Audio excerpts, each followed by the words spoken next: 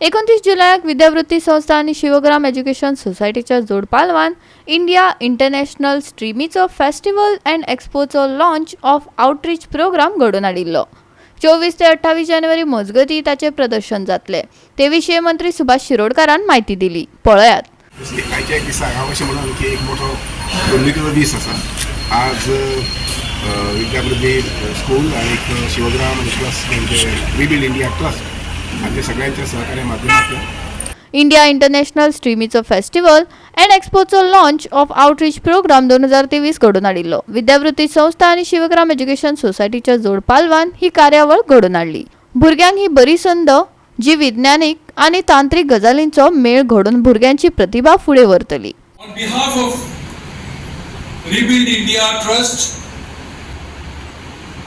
Shivagram Education Society and Vidyavrutti Sanstha Kids Nest, I am here to welcome you all for this today's gathering of launching of